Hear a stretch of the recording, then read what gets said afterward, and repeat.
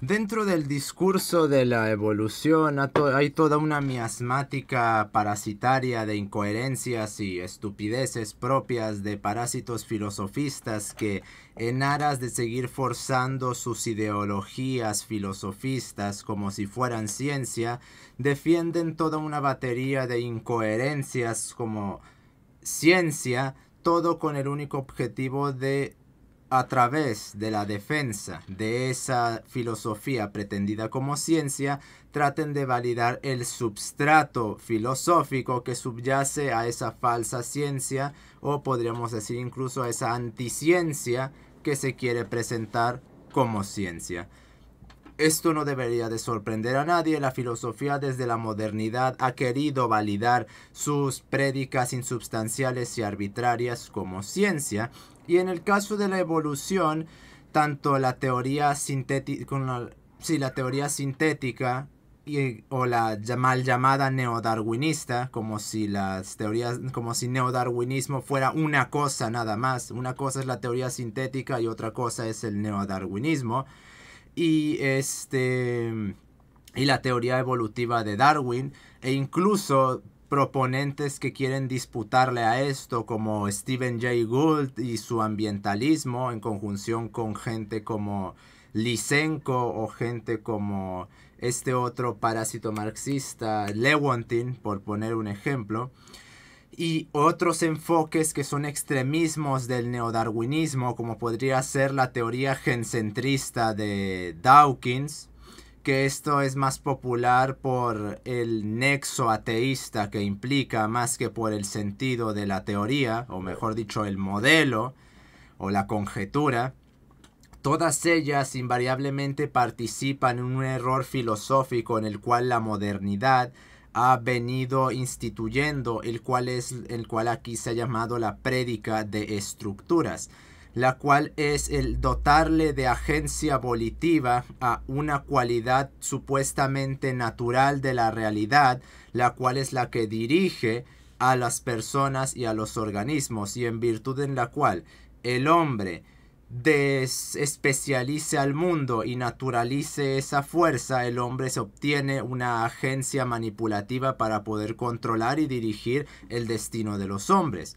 En cierta forma, esa es la tesis defendida por Theodor Adorno y Max Horkheimer en la dialéctica de la Ilustración, que cuando el hombre y todo el universo, tanto a través de la modernidad, pero más extremadamente en la Ilustración, rebajó todo lo divino a lo natural, el hombre, a través de la idea de ciencia implantada por Francis Bacon, la cual implica el substrato protestante del paraíso en la tierra, porque no todos se van a ir al paraíso, el hombre entonces inició una encarnizada carrera a través de la racionalidad instrumental para poder obtener un control de las fuerzas de la naturaleza que antes se implantaban como divinas, pero ahora estaban al alcance del hombre, para modificar el entorno independientemente de cualquier riesgo el cual pueda el hombre causarle tanto a sí mismo como a su entorno, a través de la investigación para controlarlo y producir tecnología.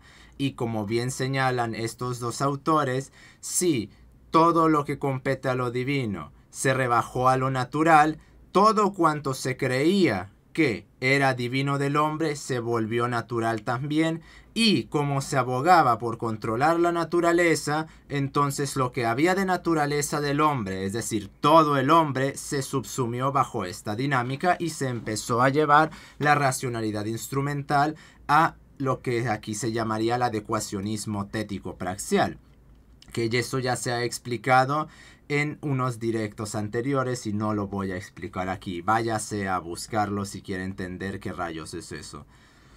Entonces, esta prédica de estructuras versa sobre la naturalización paradójica de cuestiones que antes se atribuían a unas estructuras que se explicaban coherentemente desde un substrato teológico, que perdió por completo sentido cuando se pasó al substrato supuestamente natural, empírico, racionalista de la modernidad. ¿Y cuál es el problema con esto?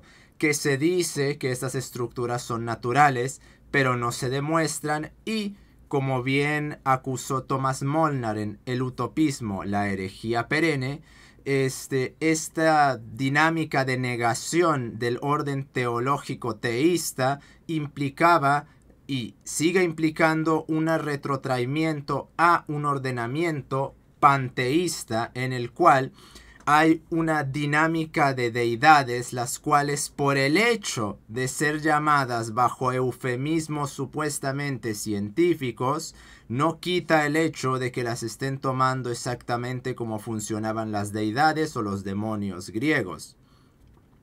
Que alguien diga que algo es ciencia por cualquier arbitrariedad no le dota a ese algo de ser una ciencia. Y no deja de resultar irónico que muchos quieran contrariar este argumento apelando al consenso, cuando, irónicamente, el dios de estas personas, Francis Bacon, justamente se oponía explícitamente al consenso porque consideraba que la verdad no surgía del gregarismo que se quiere ocultar bajo el eufemismo de consenso, sino que surgía de la libertad del juicio y de la capacidad demostrativa que devenía a través de la libertad de dicho juicio. Yo no estoy de acuerdo con ese postulado porque me parece que la verdad no necesita libertad alguna para manifestarse, sino que solo necesita tomar el postulado adecuacionista, que era el funcionamiento de todo el funcionamiento pensamental predicamental relativo a la filosofía premoderna, en lugar de los ordenamientos adecuacionistas téticos que pasaron justamente a través de la modernidad y que corrompieron al hombre a través de una prédica insubstancial. Entonces, a través de estas dinámicas en las cuales los filósofos pretenden otorgarle volición a conceptos, y entonces a través de ese otorgamiento los conceptos adquieren un estado hipostático o substancial o un estado deificado. Ejemplos de estos los encontramos en todos lados, sobre cómo el fascismo considera al Estado como un dios, por ejemplo, en cómo los liberalistas económicos consideran la economía como la hipóstasis, en cómo los marxistas consideran a la historia como Dios, en cómo los ilustrados consideraban a la libertad como una substancia divina. Incluso podríamos objetarle que la consideraban como Dios por todas las cualidades que le otorgaban. El propio Kant decía que la libertad era esa cualidad que incrementaba la potencia de todas las cualidades del hombre, lo cual nos hace pensar que si estamos hablando de la libertad o estamos hablando de la panacea. Lo cual, escuchando todas las loas que los ilustrados les tiraban, o mejor dicho, leyéndolas, no distan en nada de considerar a la libertad como una suerte de panacea.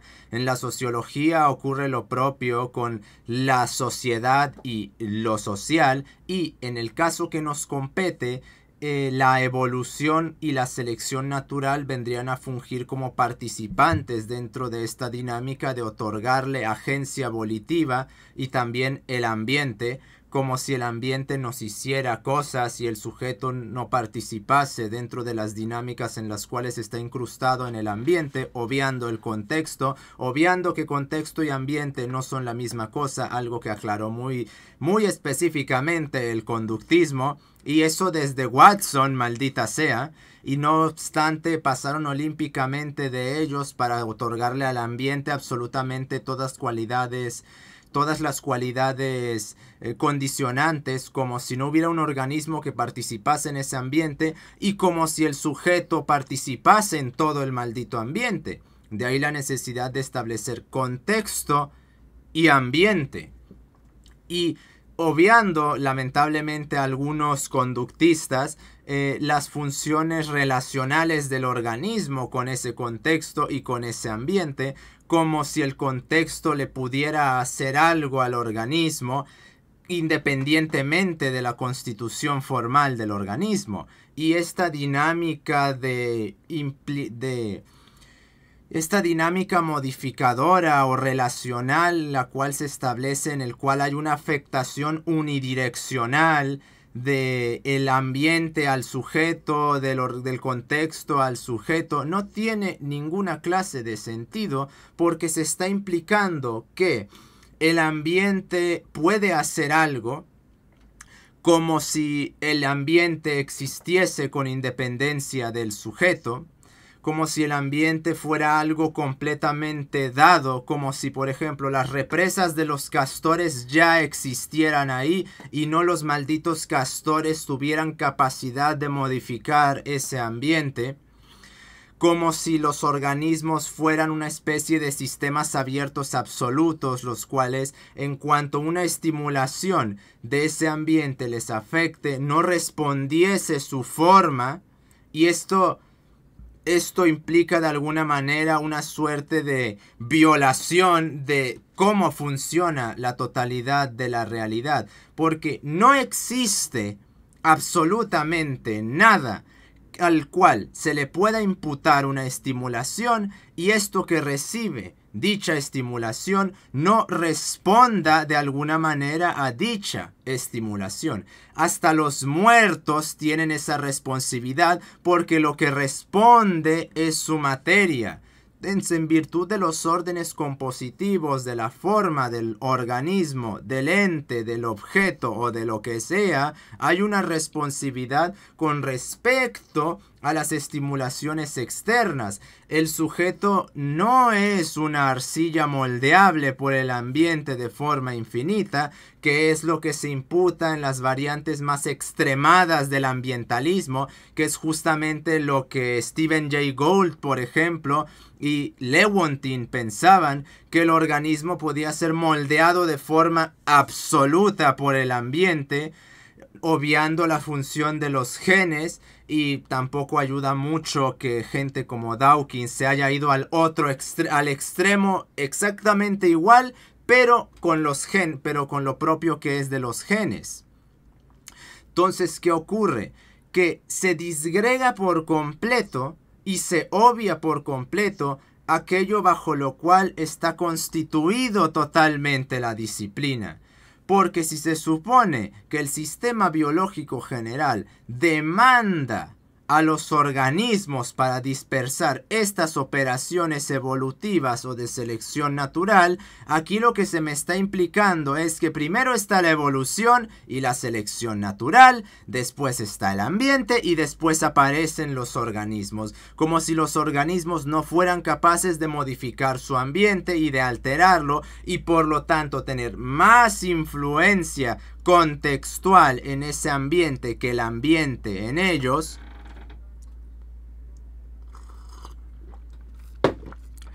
Y al mismo tiempo, como si ellos no participasen en la dirección de la evolución a través del desarrollo de su comportamiento o de su conducta, en el caso de los hombres. De ahí que gente como Pugliese o Müller o Gerd Müller, no sé cómo pronunciar la U alemana. Antes sí podía, ahora se me olvidó. Una vez me puse a estudiar alemán y de hecho llegué bastante lejos, pero lo terminé mandando todo a la mierda.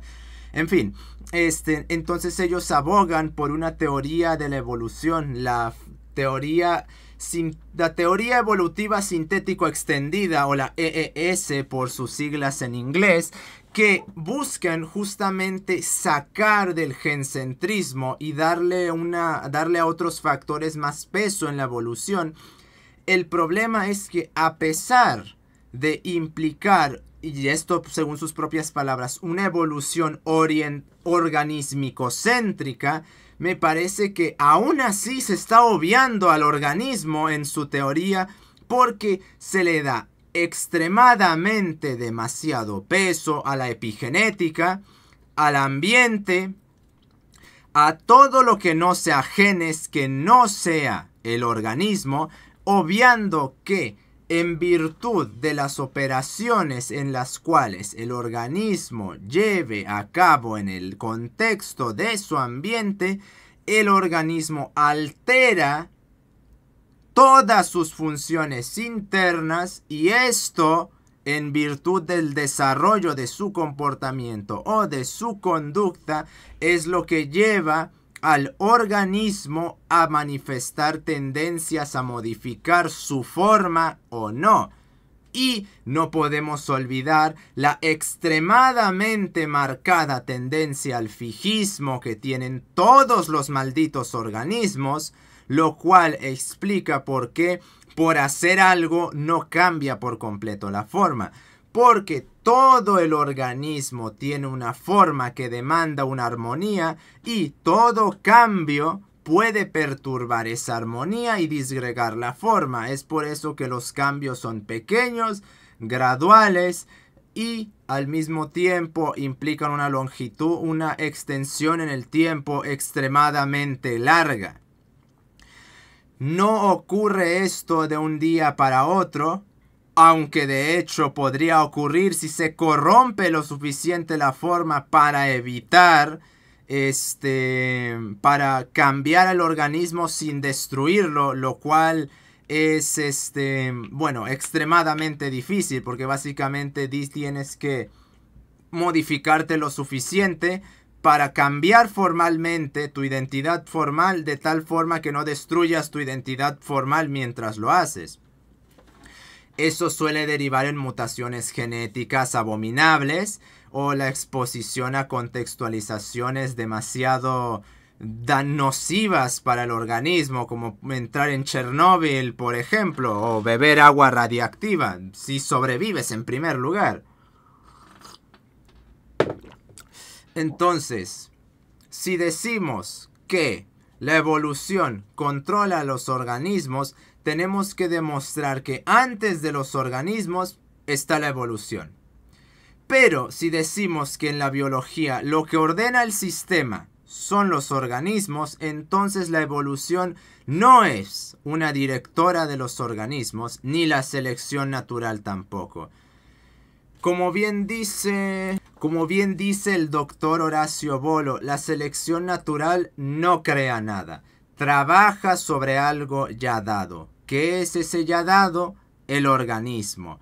¿Y cómo se manifiesta esa selección natural? A través de las operaciones que el organismo hace. La selección natural no dirige nada, es el organismo en virtud de su forma y cómo esa forma limita su comportamiento, el cómo los organismos evolucionan.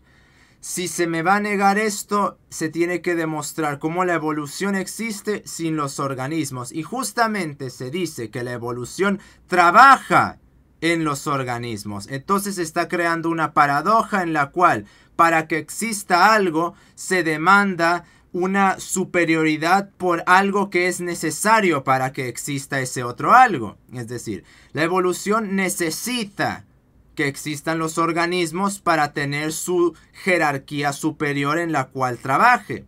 El problema es que esto implica una necesariedad de subordinación a la vez que se le otorga una jerarquía superior. Se me está diciendo que los organismos, al ser necesarios, tienen más jerarquía, pero después se me dice que la evolución tiene más jerarquía a pesar de que está subordinada a los organismos. Entonces aquí se crea una paradoja que solo es resoluble mediante la deificación, es decir, la participación en la prédica de estructuras de la evolución y de la selección natural. Lo que entonces nos lleva a que se está tratando la evolución y la selección natural y el ambiente y los genes como deidades. ¿Por qué? Ni desde la postura de Dawkins tiene sentido lo que se dice de los genes, porque para Dawkins básicamente los genes son discos duros unidireccionales en miniatura. Los ambientalistas como Lewontin y Gould no distan en nada de considerar al ambiente como la Pachamama. La teoría extendida es gencentrista y poco dista de considerar a los organismos como meros mécanos de los malditos genes. Y aparte es extremadamente gencentrista, obviando las funciones de los organismos. Y la teoría de la evolución clásica demanda que los organismos sean esclavos de ánimas o de deidades, como son la selección natural y la propia evolución. Y todo esto es falso. Los genes no funcionan como lo propone Dawkins. El organismo no es una tabula rasa ni tampoco es una arcilla moldeable al ambiente como creen los ambientalistas como Marx, Gould, Lewontin o Lysenko. La teoría clásica de Darwin obvia muchas cosas relacionadas a los genes y es la que participa primordialmente y de la que vienen arrastrando esta prédica de estructuras. Y la síntesis extendida cae en la pedestalización de todo lo que compone al organismo, obviando la conducta y el comportamiento de los organismos. Básicamente estas cuatro posturas, aunque la última es un tanto minoritaria, las que son más elevadas son la de Darwin, la clásica, la síntesis extendida, la teoría sintética y la ambientalista pura. Y todas están equivocadas. Si no se centraliza al organismo como el motor fundamental del desarrollo del organismo, entonces caemos en deificaciones de la evolución, del ambiente, de lo que quieran ahí que esté participando. O decimos, el organismo en su totalidad, no partes del organismo, supedita todos los procesos biológicos, o caemos en hipóstasis de cualquier arbitrariedad. En el sistema biológico, los organismos son los que supeditan todas las operaciones relativas a ese sistema. ¿De acuerdo? Perfecto. Entonces, estableciendo esa dinámica, se puede derivar que la evolución es un proceso accidental, no formal, a los organismos. Y lo más importante de todo, la evolución no controla a los organismos. Los organismos controlan a la evolución. Si se niega esto, caemos en posturas filosofistas, pseudociencia y anticiencia, porque entonces empezamos a divinificar la realidad, pretendiendo ocultar esta divinificación con una supuesta naturalización, y creamos paradojas insubstanciales. Es como decir que la supervivencia está separada de los organismos. Pero a ver, señores, ¿la supervivencia existe sin los organismos o no? Si es necesario que los organismos existan, entonces la supervivencia no controla ni dirige a los organismos, sino que es una parte que implica al organismo, que es dirigida por el maldito organismo y que surge en virtud del surgimiento del organismo. Porque no sobrevive el aire, sobreviven los perros, los venados, los gatos, los hombres.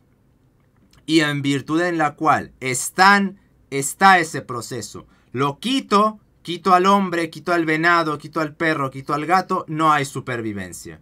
Y así es como funciona realmente la evolución, porque muchos estúpidos han querido implicar que es que como la evolución y la selección natural permea todo, entonces Dios no existe, obviando por completo cómo demonios funciona realmente la evolución. La evolución no controla ni dirige nada, es corolario de la vida de los organismos.